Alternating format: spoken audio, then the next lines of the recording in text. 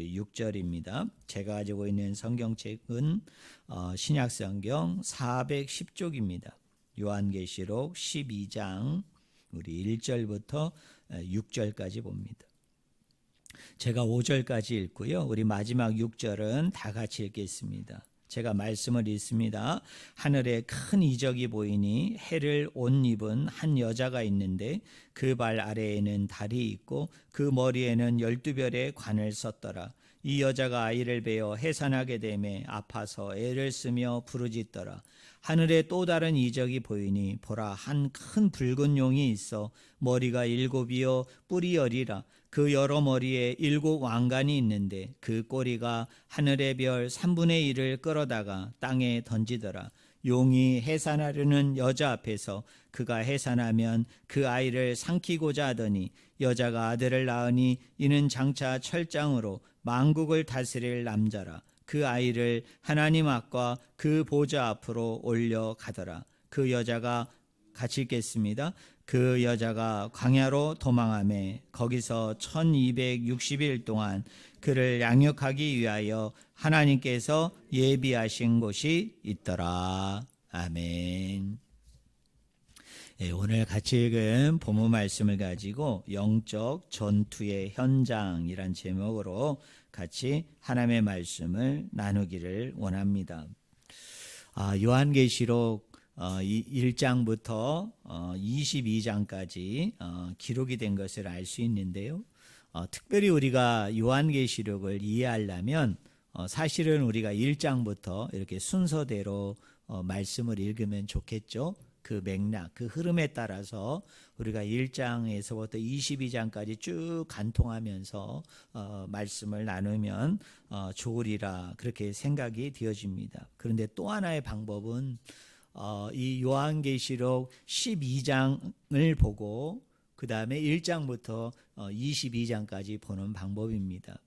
자, 1장부터 22장을 쭉 보는 방법과 요한계시록 12장을 한번 보고 1장부터 22장까지를 이해하는 방법의 차이는 이런 겁니다. 요한복음 12장을 여러분이 제대로 잘 이해하면 이 요한계시록에 사용이 되어지는 그 주요 인물들, 또 주요 단어들, 또 주요 사건들에 대해서 전 이해를 가질 수가 있기 때문에 이 요한계시록 12장을 여러분이 잘 이해하면 또 잘 납득이 되고 받아들여지면 1장부터 22장까지가 낯설지 않아요. 여기에 나오는 개념들 또 여기에 나오는 줄거리들 내용들이 1장부터 22장까지 쭉 반복적으로 여러 가지 형태와 모습을 가집니다만 그러나 그 주제에 있어서 그 핵심에 있어서는 다르지 않기 때문에 그런 면에서 좀 이해를 좀 더 편리하게 하기 위해서 이해를 좀 더 쉽게 하기 위해서 계시록 12장을 먼저 이해하는 것이 필요하다 그렇게 생각이 되어져서 제가 두 번에 걸쳐서 요한계시록 12장 말씀을 가지고 영적 전투의 현장 1, 영적 전투의 현장 2 이렇게 나누어서 같이 하나님의 말씀을 우리가 나누기를 원합니다. 여러분 요한계시록 12장을 보면 세 가지 장면이 나옵니다. 그 첫 번째 장면은 1절과 6절입니다. 오늘 본문이죠. 여기에 보면 세 종류의 등장인물이 나오죠. 첫 번째는 누가 나옵니까? 여인이 나오고요. 또 하나의 등장인물은 용입니다. 그리고 세 번째 등장인물은 여인이 낳은 아들이 나옵니다. 그리고 이 용과 아들이 적대관계로 묘사가 되어지고요. 그리고 이 사건이 이루어지는 장소가 어디냐, 이 사건이 이루어지는 배경이 어디냐, 지금 저와 여러분이 머물고 있는 이 지상, 이 땅, 이 우주 가운데 속에서 일어나는 일을 소개하고 있습니다. 자, 두 번째 장면은 어디냐면 여러분 7절부터 12절까지입니다. 거기 보면 등장인물이 둘이 나옵니다. 하나는 용이고요. 또 하나는 미가엘입니다. 그리고 이 용과 미가엘이 적대관계이고요. 그리고 이 사건의 배경이 되는 것이 어디냐면 지상이 아니라 저 하늘 위에 천상에서 이 사건이 다루어집니다. 이 사건의 이야기가 구성이 돼요. 자, 세 번째 장면은 13절부터 17절의 말씀입니다. 여기에 보면 두 종류의 등장인물이 나오죠. 하나는 용이고 하나는 여자입니다. 그런데 이 용과 여자가 적대관계를 형성을 합니다. 그리고 그 사건의 배경은 다시 어디로 오느냐면 지상에서 이루어져요. 재미나죠? 사건의 전개가 지상에서 시작했다가 그 지상의 것이 천상으로 갔다가 천상에서 이루어진 것이 최종적으로는 어디에서? 지상에서 벌어지는 사건으로 이 요한계시록 12장이 이루어지고 있는 것을 알 수 있습니다. 그런데 이 세 장면에 공통점이 있어요. 그것은 뭐냐면 따라하겠습니다. 오늘 설교 말씀의 제목인데요. 우리 한번 따라해 보실래요? 영적 전투의 현장이다. 네, 영적 전투의 현장이다. 네. 용과 아들의 적대관계, 그 다음에 용과 미가엘의 적대관계, 그리고 용과 여자의 적대관계, 그리고 이 내용이 지상에서 천상에서 지상으로 이루어지는데 이 모든 내용의 핵심은 뭐냐면 이 모든 내용의 공통점, 일치점은 뭐냐면 영적 전투의 현장을 저와 여러분에게 묘사하고 있다. 그려주고 있다. 여러분이 절대로 이것을 놓치면 안 됩니다. 그러면 언제부터 언제까지의 영적 전투냐? 예수 그리스도의 오심부터 예수 그리스도의 다시 오심, 그 사이에 일어나게 되어질 영적 전투를 소개합니다. 영적 전쟁을 소개합니다. 언제부터 언제까지라고요? 예수님의 이 땅에 오심부터 예수 그리스도가 다시 이 땅에 오실 때까지 이 전체 기간에 일어나게 되어질 영적 전투의 모습을 바로 그려주고 있습니다.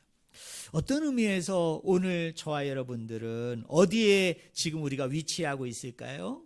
예수 그리스도의 오심부터 예수 그리스도의 다시 오심, 이 사이 어느 중간에 어느 지점에 살아가고 있는 것이 여러분 저와 여러분의 모습인 줄로 믿습니다.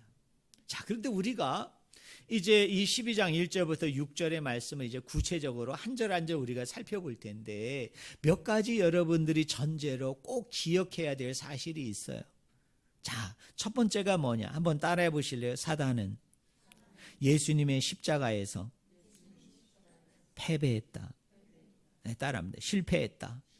네, 멸망받았다. 심판받았다. 네. 여러분 이미 사단은요 예수 그리스도의 십자가 안에서 이미 심판받은 존재예요. 이미 멸망받은 존재예요. 네. 그는 패배자예요. 그는 실패자인 것을 저는 우리 성도들이 반드시 기억하기를 주님의 이름으로 간절히 축원을 드립니다. 그런데 이 패배자가, 이 실패자가 저와 여러분들에게 나타날 때는 패배자의 모습으로 나타나지는 않아요. 실패자의 모습으로 나타나지 않습니다. 저와 여러분에게 이 사단과 마귀와 그를 추종하는 귀신들이 나타날 때는 뭐의 모습으로 나타날까요? 네? 승리자의 모습으로 나타나요. 이기는 자의 모습으로 나타나요.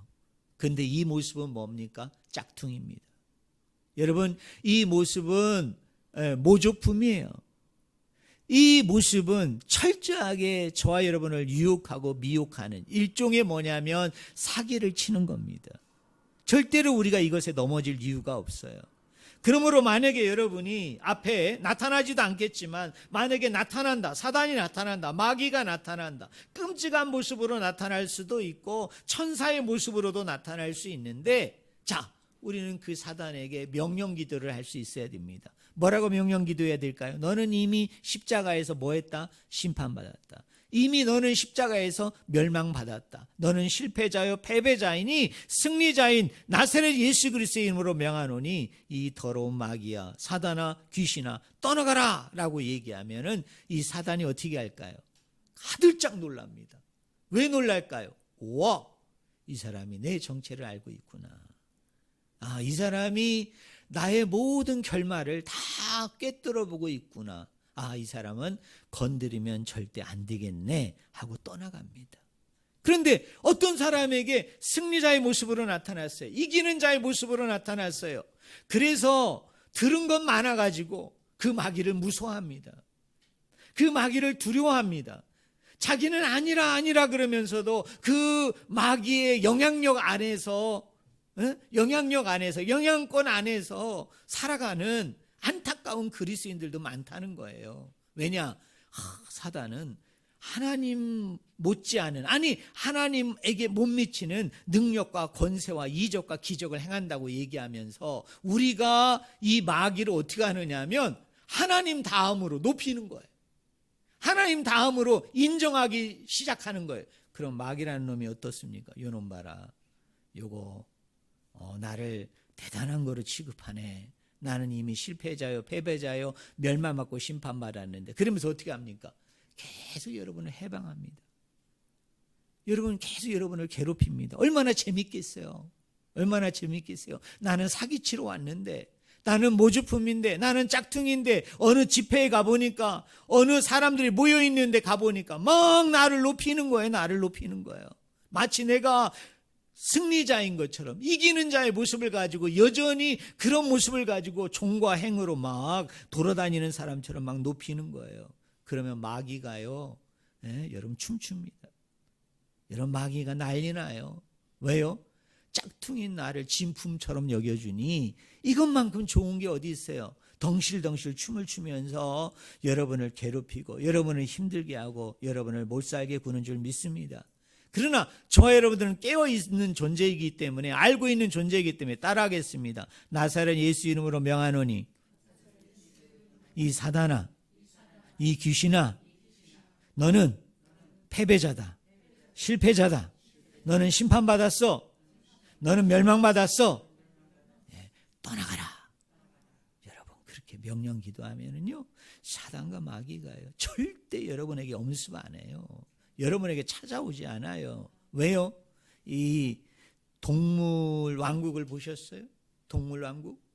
여러분 사자와 표범이, 범 종류의 이 육식 동물들이 여러분 고라니를 습격하고 사슴을 습격할 때 여러분 어떤 동물을 습격할까요? 어떤 동물? 새끼들을 공격합니다. 또 뭡니까? 병든 것들, 쩔뚝쩔뚝거리는 것들, 그리고 가끔 대열해서 이탈해가지고 여러분 그 주변에서 맴도는 것들을 여러분 공격을 합니다. 왜요? 사자가 무리 속에 만약에 침투에 들어가서 그 무리 속에서 짐승들을 건드리다 보면 얘들이 화들짝 놀라면서 이게 떼거리로 움직이다 보면요, 사자도 밟혀 죽을 수 있어요.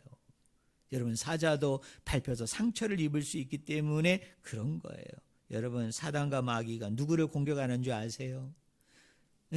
짝퉁인 줄 모르고 모조품인 줄 모르고 여러분 사기치는 건 줄 모르고 이미 자기가 패배자요, 실패자요, 십자가 안에서 멸망받고 심판받는 걸 모르고 자꾸 추켜 세우는 거예요. 자꾸 인정해 주는 거예요. 하나님을 높인다 하면서도 그 다음으로 마귀라는 존재를 갖다 자꾸 인정하기 시작하면 어떻게 됩니까? 이 마귀가 신바람이 나는 거예요. 그래서 우리를 괴롭히고 못살게 군다는 것을 저는 성도님들이 분명히 알기를 주님의 이름으로 간절히 축원을 드립니다. 여러분 퀴즈 내볼까요? 사탄은 예수님의 생애 가운데 한 번이라도 이긴 적이 있을까요? 늘 실패했을까요?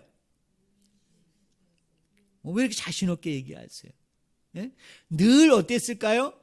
실패했습니다. 여러분 그거 꼭 기억하세요. 한 번도 이긴 적이 없습니다. 딱 한 번 마귀가 입이 찢어지라고 웃은 적이 딱 한 번 있었어요. 그게 언제입니까? 예수님이 십자가에 매달려 죽었을 때. 옳거니 내가 결정적으로 지금까지 계속 졌는데 이번만큼은 이겼구나라고 덩실덩실 춤을 추려고 하는 순간에 그리스도가 사망과 저주와 사단의 권세를 짓누르시고 부활하시는 그 현상을 통해서 마귀가 또 깨닫는 거예요. 와, 나는 계속 실패하는구나. 나는 계속 멸망받는 존재이구나 라는 걸 깨달은 거예요. 다시 한번 얘기합니다. 예수님의 생애 가운데, 예수님의 기나긴 사역 가운데 여러분 한 번도 마귀가 이긴 적이 있다 없다? 이긴 적이 없다. 분명히 기억하시기를 바랍니다. 자, 본문으로 들어가 봅시다.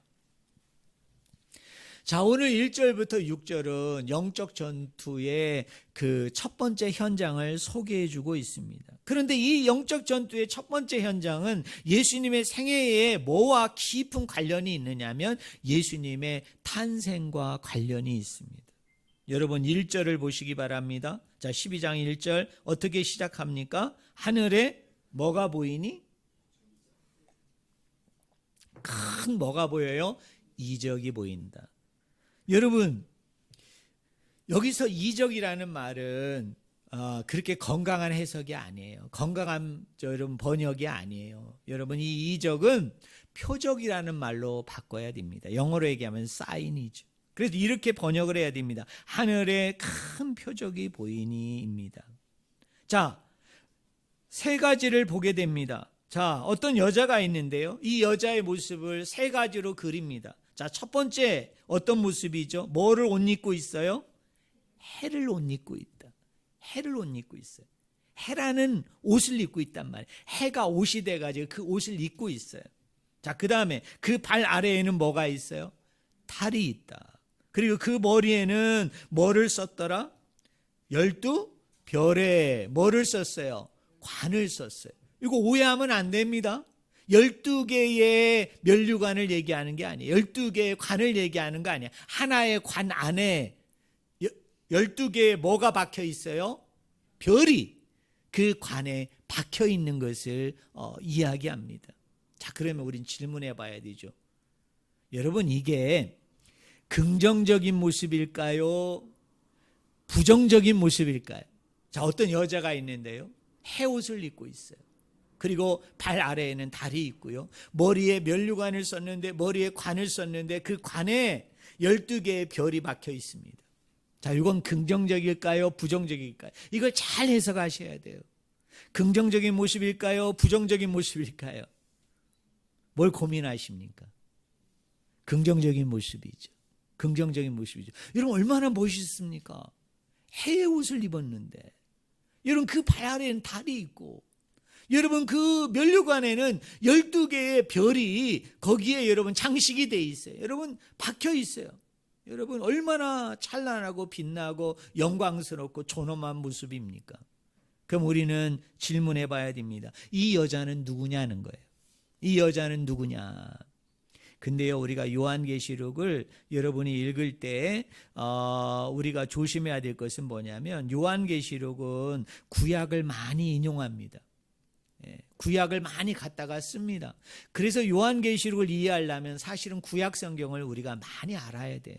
많이 알아야만 요한계시록을 제대로 이해할 수 있는데요. 그런데 다른 복음서나 다른 서신서를 보면 구약 성경을 갖다가 이렇게 쓸 때 상투적으로 늘 갖다 동일하게 쓰는 표현이 있어요. 그게 뭐냐면 이르시되 또는 기록되었으되라고 얘기하면서 고맙게도 여러분 우리나라 간주 성경 보면 그 밑에다가 뭐라고 씁니까? 요 말씀은 구약에 어디를 인용했다라고 이렇게 간주를 다 달아주었잖아요.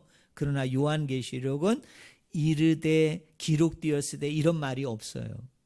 그냥 자기가 하는 말처럼 구약 성경을 가져다가 쓰는데, 인용하는데 그 쓰는 인용구가 없고 그냥 자기가 하는 말처럼 이야기를 합니다.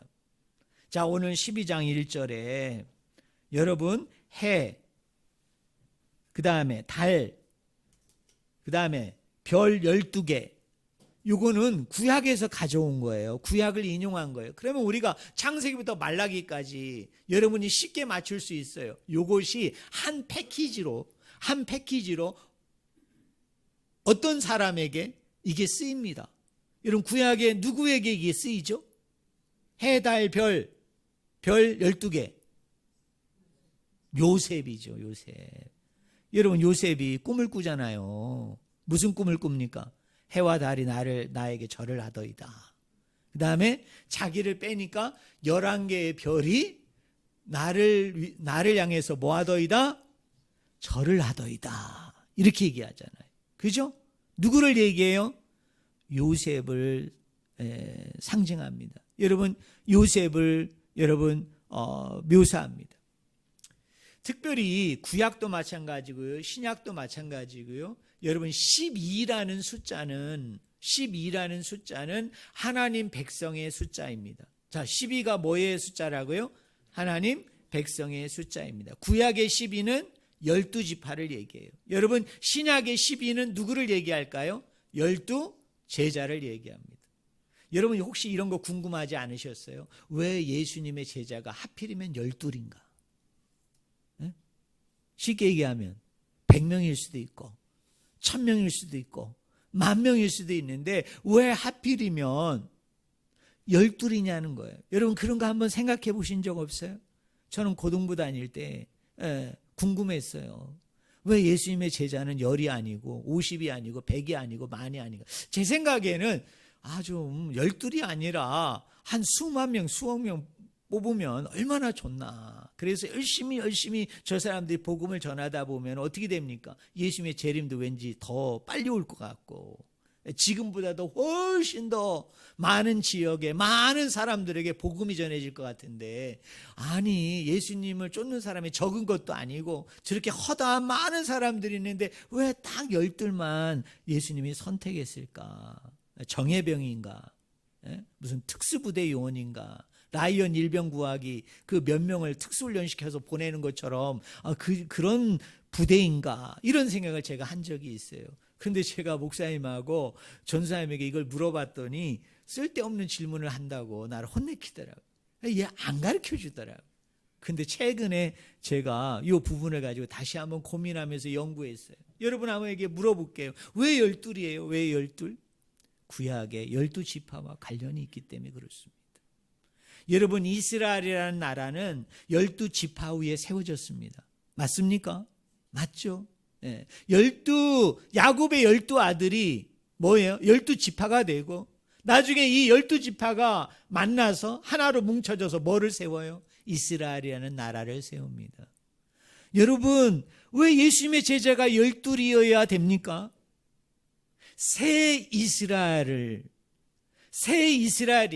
자, 새 이스라엘은 교회를 얘기합니다. 자, 12지파 위에 저 구약에 나오는 유대인들을 우리가 흔히 얘기하는 그 이스라엘을 세웠던 것처럼 우리 하나님께서는 똑같이 그 12 위에 이스라엘과는 다른 새 이스라엘을 세우기를 원하셨던 거예요. 그 새 이스라엘이 뭡니까? 그게 교회예요. 여러분, 이해되세요? 그래서 12입니다. 13이면 안 돼요. 10이어도 안 되고 50이어도 안 되는 거예요. 그래서 사도행전 1장에 보면은 베드로 사도가요, 자, 부활 승천하시고 난 후에 사도들이 모였어요. 120명의 무성도들이 모여서 예루살렘을 떠나지 아니하고 성령을 기다리라고 얘기했기 때문에 성령 받기를 간절히 사모하면서 그들이 기도하면서 제일 먼저 한 일이 뭡니까? 가룟 유다 대신에 누구를 뽑았어요? 마띠아라는 제자를 뽑아가지고 12명을 채웁니다. 그걸 누가 중심으로 했어요? 베드로가 중심을 뒤어서 그 일을 했습니다. 저는 그 본문을 읽고 와, 우리 베드로가 대단하구나.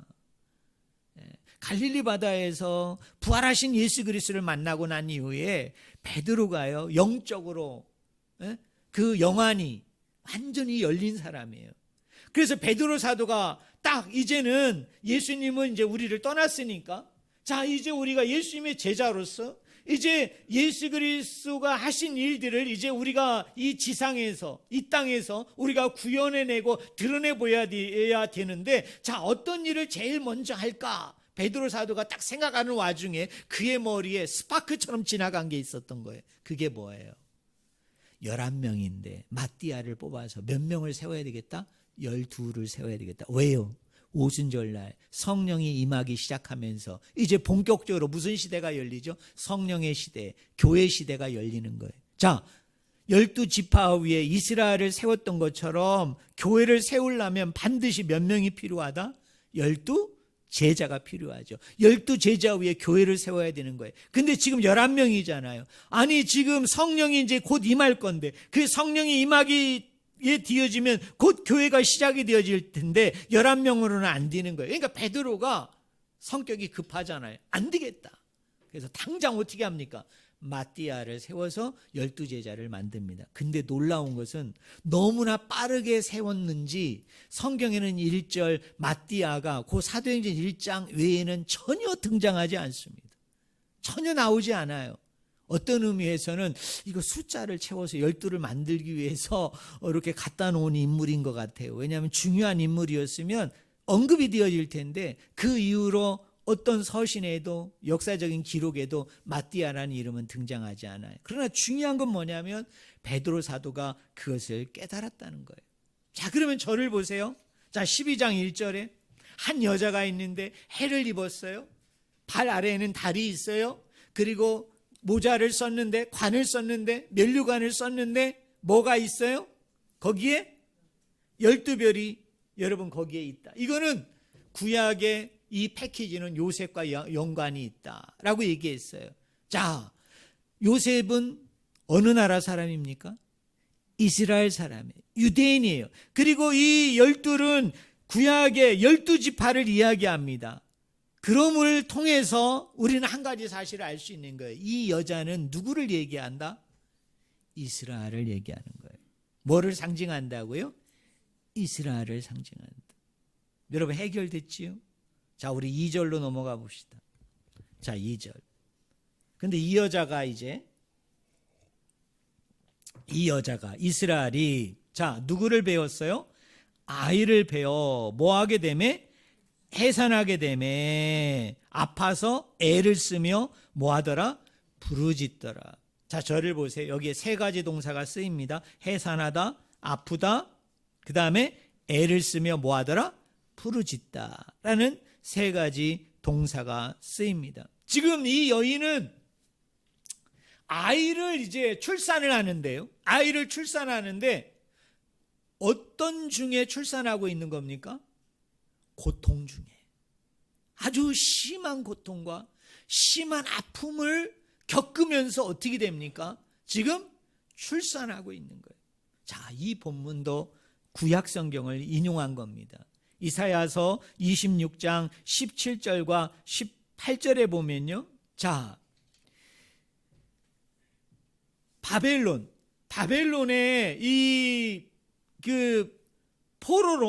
포로로 끌려갔던 그 이스라엘 백성들이 그 바벨론 안에서 여러분 고난과 고통과 그 힘든 과정들을 겪는 그 모습을 뭘로 묘사를 했느냐 하면 산모가 마치 아이를 출산하는 것과 같은 그 고통으로 아픔으로 여러분 묘사를 한 것입니다.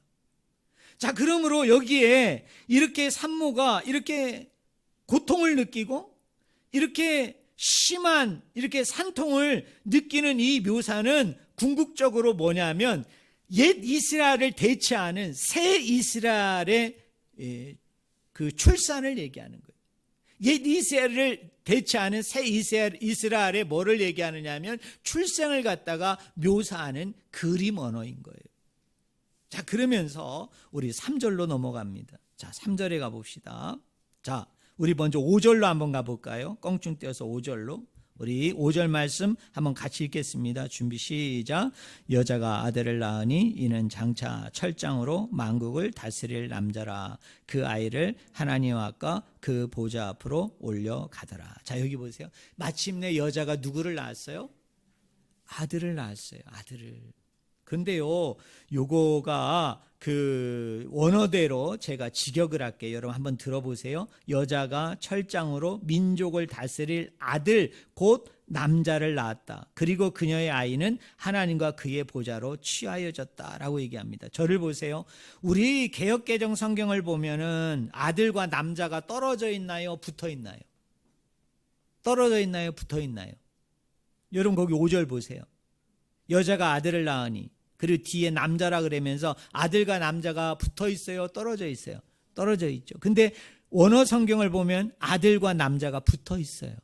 아들 곧 남자라. 그게 무슨 뜻이에요? 아들이 남자고 남자가 뭐예요? 아들이에요. 이게 다르지 않아요. 자, 그러면 우리는 여기서 질문해 봐야 되죠. 도대체 이 아들이 누구냐는 거예요. 이 아들이. 여자는 이스라엘이 맞아요. 여러분, 천주교에서는 이 여자를 마리아라고 얘기합니다. 근데 맞지 않아요. 문맥상, 흐름상. 그리고 구약 성경을 인용한 이런 근거와 이유를 우리가 따져보면은 이건 마리아가 아니에요. 여러분 중에 이 아들은 예수 그리스도 메시아를 얘기하니까 예수 그리스도 메시아 누가 낳나? 아, 마리아가 낳지. 그래서 이 천주교 사람들은 이 여자를 뭘로 해석하느냐 하면 마리아다라고 얘기해요. 그러나 우리는 이 여자가 누구라고요? 이스라엘을 얘기합니다. 이스라엘이 아들을 낳았어요. 여러분, 이스라엘이 뭐를 낳았어요? 남자를 낳았어요. 그러면 이 아들이 누구냐?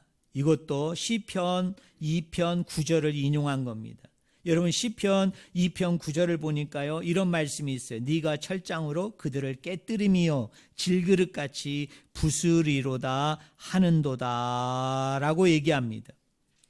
자, 여러분, 아까 우리가 읽었던 계시록 5장 그 중반을 보세요. 장차 철장으로 만국을 다스린다 라고 얘기했죠. 근데 시편 2편 9절은 뭐라고 얘기해요? 네가 철장으로 그들을 깨뜨리며 질그릇같이 부수리로다 하는도다 라고 얘기합니다. 여러분, 따라해 보세요. 깨뜨리다, 부수다. 뭐로? 철장으로. 자, 깨뜨리다, 부수다는 무슨 의미일까요? 심판한다는 거예요. 예, 심판한다는 거예요. 하나님을 대적하고 적대하는 세력에게는 심판이죠.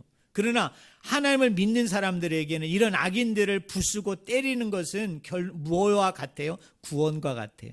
그래서 부순다, 때린다라는 개념은 심판과 구원의 개념인데, 이거를 요한계시록 저자는 여러분 5절에 보니까 부순다, 또 때린다라는 말이 없죠. 깨뜨린다는 말이 없죠. 무슨 말이 있어요? 5절 중반절에 다스린다는 말로 바꾼 거예요.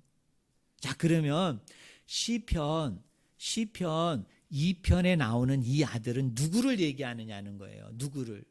여러분, 여기 딱 잡고서 우리 시편 2편으로 가봅시다. 자, 시편 2편 보세요. 자, 이것만 찾아보자고요. 우리 시편 2편 한번 봅시다. 자, 시편 2편.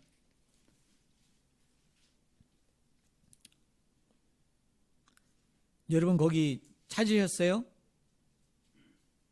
자, 시편 2편 7절부터 9절입니다. 자, 찾으셨어요? 자, 우리 한번 같이 읽겠습니다. 준비 시작. 내가 여호와의 명령을 전하노라. 여호와께서 내게 이르시되 너는 내 아들이라. 오늘 내가 너를 낳았도다. 내게 구하라. 내가 이방 나라를 내 유업으로 주리니 내 소유가 땅끝까지 이르리로다. 네가 철장으로 그들을 깨뜨리며 질그릇같이 부수리라 하시도다. 우리 너무나 CCM 찬양을 할 때 너무나 많이 부르는 찬양이죠. 뭐예요? 너는 내 아들이라. 오늘 내가 너를 낳았도다. 여러분, 그 찬양할 때 이 아들을 누구라고 생각하면서 여러분 찬양하는 거예요? 누구예요? 예수 그리스도이십니다. 여러분, 예수님이에요. 네. 바로 구약의 이스라엘을 통해서 이 땅에 오게 되어질 메시아를 얘기하는 거예요. 구약의 이스라엘을 통해서 이 땅에 오게 될 뭐를 얘기하는 거예요? 구주를 이야기하는 거예요. 그러면 아하, 이제 해결된 거예요. 여러분, 5절 보세요. 여자가 아들을 낳으리니. 자, 이스라엘이 아들을 낳았는데 그 아들이 남자래요. 그러면 이스라엘을 통해서 메시아가 와요. 구세주가 와요. 구주가 와요. 근데 그게 아들이고 남자예요. 근데 이 아들과 남자가 뭐를 아느냐? 철장으로 깨뜨리고 부수는데, 요한계시록에서는 이걸 뭐라고 얘기하면 다스린다, 통치의 개념으로 얘기하는 거예요.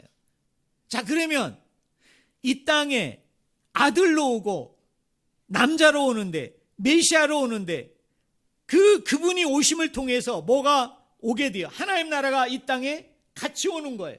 그래서 그 하나님의 나라를 다스리고 통치하는 왕으로서 이 땅 가운데 오시는 분이 계신데 그분이 바로 누구이시다? 예수 그리스도이시다는 거예요. 여러분 믿으십니까? 네. 자, 제가 첫 장면에 세 종류의 인물이 등장한다고 그랬죠. 자, 첫 번째가 뭐예요? 여인. 그 다음에 두 번째로는 그 여인이 낳은 아들이죠. 자, 이제 두 가지는 해결됐어요. 자, 여인은 누구를 얘기한다? 이스라엘.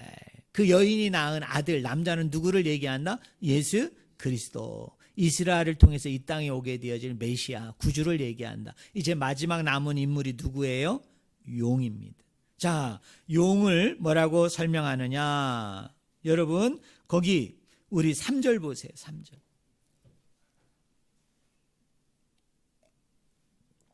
자, 여기에 용이 소개됩니다. 자, 우리 3절 같이 읽겠습니다. 준비 시작. 하늘에 또 다른 이적이 보이니 보라, 한 큰 붉은 용이 있어 머리가 7이요 뿔이 10이라. 그 여러 머리에 7 왕관이 있는데입니다. 자, 저를 보세요.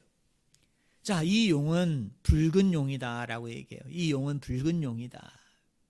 여러분, 우리나라 사람은 용이 긍정적인가요? 부정적인가요? 그렇죠. 야, 우리 성현이가 너무 잘 맞췄어요. 우리나라 사람은 용이 아주 긍정적이에요.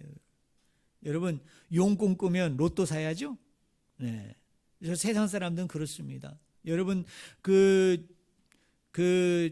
출산을 앞두고, 임신을 앞두고서 여러분, 용 꿈을 꾸면은 그게 뭐예요? 그게 태몽으로서는 뭐예요? 최고죠? 최고. 용꿈. 근데 여러분, 우리 옆에 있는 커다란 나라, 여러분, 그 나라는 우리보다도 더 용을 어떻게 합니까? 더 신성시해요. 여러분, 그 나라는 아주 그걸 더 우상시합니다. 그 사람들은 그냥 무슨 행사만 했다 하면은 막 하늘에 뭐가 막 돌아다녀. 막 용이 막 춤을 추면서 돌아다니고 사람이 용탈을 쓰고 막 춤을 추고. 그래서 여러분 막 그 용 우리나라도 뭐 그거 못지않죠. 그랬더니요, 여러분, 이 요한계시록을 잘못 해석하는 사람은 이 용이 누구냐? 중국이다. 중국이 앞으로 세계를 갖다 석권하고 중국이 앞으로 세계 패권 국가가 돼가지고 어떻게 된다? 제3차 전쟁을 일으켜서 아마겟돈 전쟁을 일으켜가지고 핵으로 완전히 이 땅을 불바다로 만들 것이다. 네. 여러분, 맞아요? 틀려요?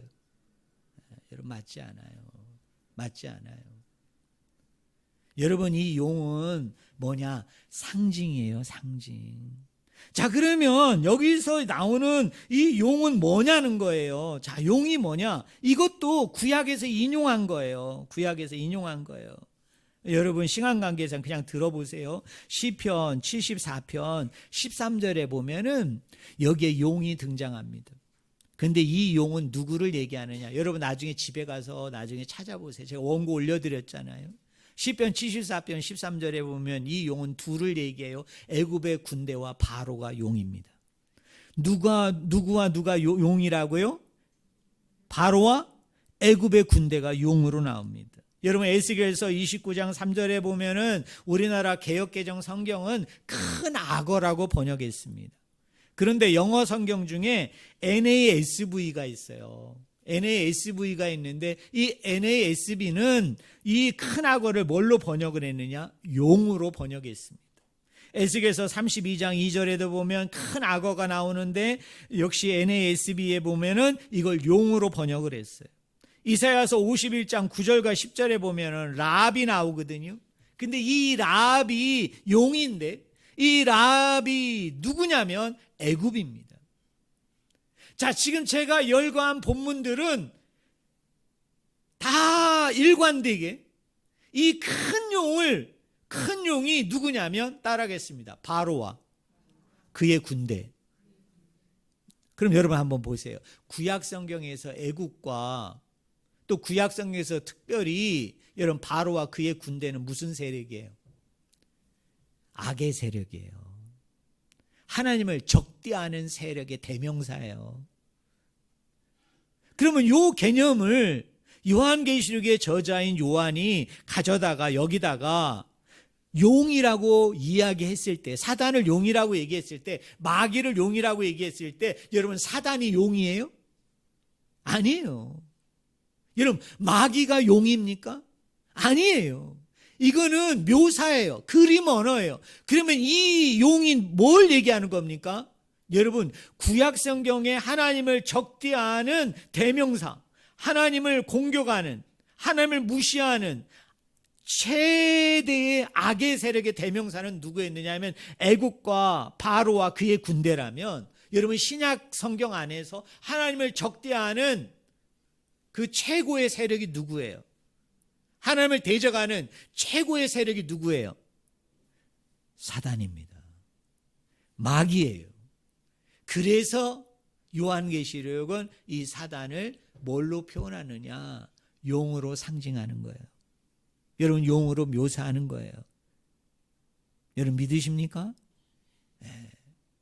중국이 아니에요. 여러분 그 용을 섬기는, 용을 우상으로 섬기는 어떤 민족, 어떤 국가, 절대 어떤 대상이 아닙니다. 여러분 그걸 아셔야 돼요. 자, 그러면서 보세요. 자, 용의 특징이 있어요. 머리가 몇 개고? 7이고, 뿔이 몇 개예요? 10이에요. 그리고 그 여러 머리에 뭐가 있어요? 7 왕관이 있다라고 얘기해요. 자, 그러면 저를 보세요. 자, 머리가 7이라는 말이 무슨 뜻이냐는 거예요.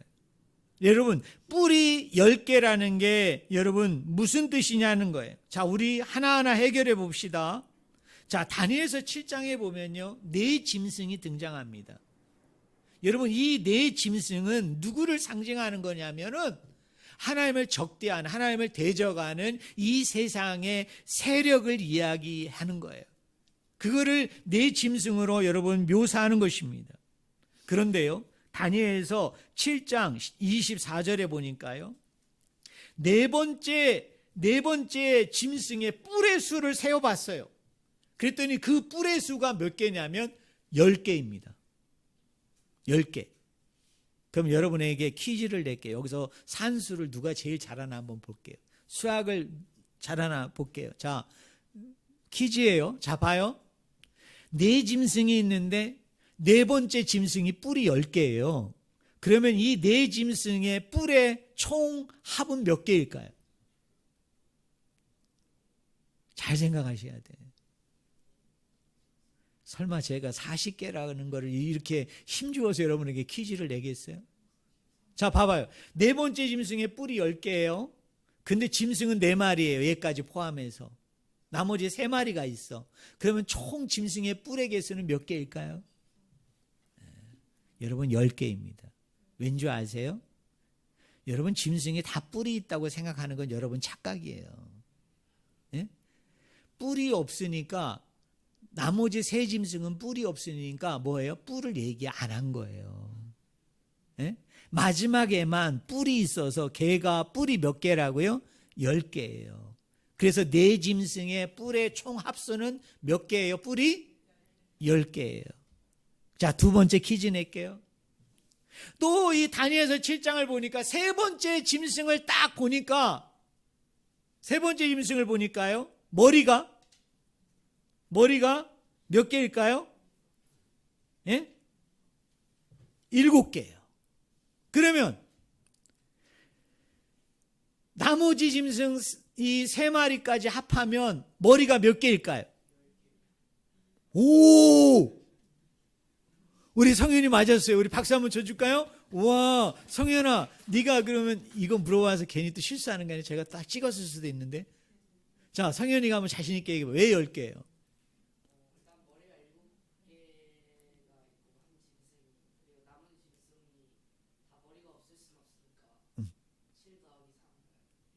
박수! 우와! 정답이죠. 여러분, 세 번째 짐승이 머리가 7개예요. 그럼 나머지 3 짐승은 머리가 없으면 안 되죠. 짐승 치고서 머리 없는 짐승이 어디 있어요? 머리는 몇 개다, 나머지는? 1개예요. 그리고 얘만 머리가 몇 개니까? 7개니까 합이 몇 개다? 10개예요. 네. 이건 뭘 얘기하는 거예요? 하나님을 대적하고 하나님을 공격하는 그 세력들을 이야기합니다.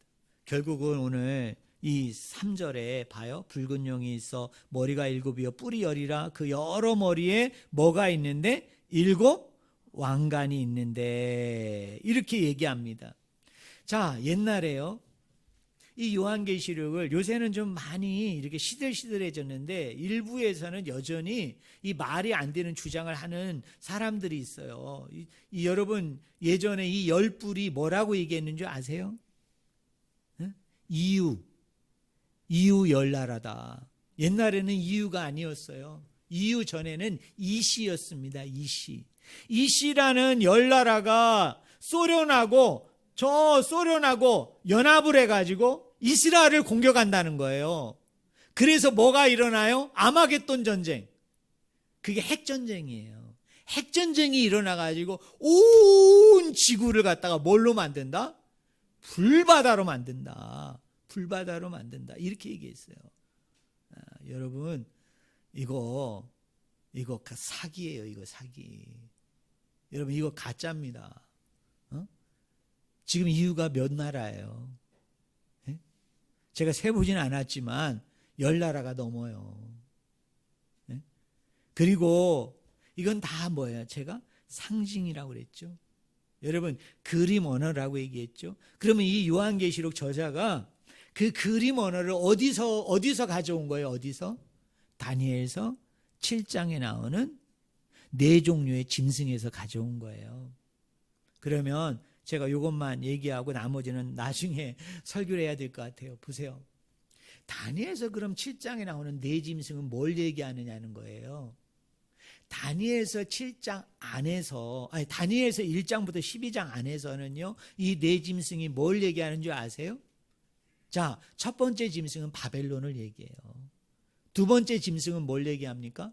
메대 바사 제국을 얘기해요. 페르시아예요. 페르시아. 여러분 바벨론이 어느 나라에 의해서 멸망을 당하죠? 페르시아에 의해서 멸망당하죠.